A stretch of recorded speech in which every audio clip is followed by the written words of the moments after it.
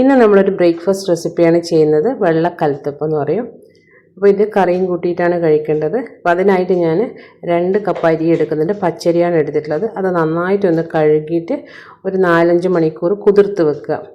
ഇനി അത് കുതിർത്തതിന് ശേഷം അതിൻ്റെ വെള്ളമൊക്കെ മാറ്റിയതിന് ശേഷം നമ്മളത് 2 ബാച്ചായിട്ട് അരച്ചെടുക്കണം. അതിനായിട്ട് ഞാൻ പകുതി അരി മിക്സിയിലിട്ട് കൊടുക്കുന്നുണ്ട്. അതിൻ്റെ കൂടെ നമ്മൾ ഒരു ചെറിയ മീഡിയം സൈസ് സവാള ഇട്ട് കൊടുക്കുന്നുണ്ട്.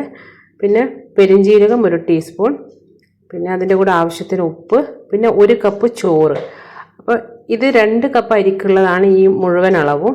അരി നമ്മൾ 2 ബാച്ചായിട്ട് അരക്കുന്നെങ്കിലും ആദ്യത്തെ അരവിൽ തന്നെ നമ്മളെല്ലാം ചേർത്ത് കൊടുക്കുന്നുണ്ട്, തേങ്ങ ഒഴികെ.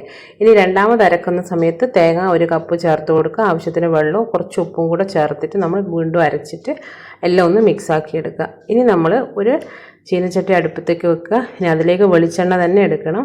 ചെറിയുള്ളിയും വേണം.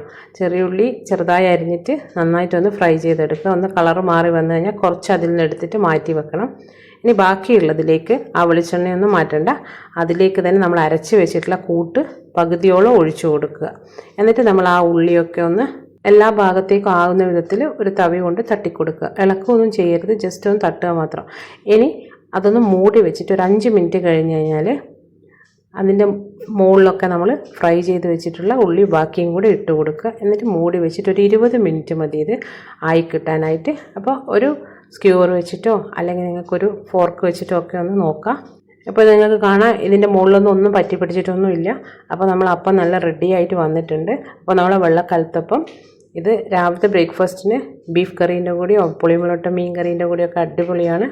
അപ്പോൾ എല്ലാവരും ഒന്ന് ചെയ്ത് നോക്കുക. ഇത് നമുക്ക് ഈവനിങ് സ്നാക്സ് ആയിട്ടും കഴിക്കാം. അരിക്കടക്കൊക്കെ മസാലയിൽ പൊരിക്കുന്നത് പോലെ ഇത് പൊരിച്ചെടുത്തിട്ട് നല്ല ടേസ്റ്റാണ്, അങ്ങനെയും ചെയ്യാം. അപ്പോൾ നമ്മൾ റെസിപ്പീസൊക്കെ ഇഷ്ടപ്പെടുകയാണെങ്കിൽ ലൈക്ക് തരാനും സബ്സ്ക്രൈബ് ചെയ്യാനും മറന്നു പോകരുത്. അപ്പോൾ നല്ല നല്ല റെസിപ്പീസുമായിട്ട് നാളെ കാണാം.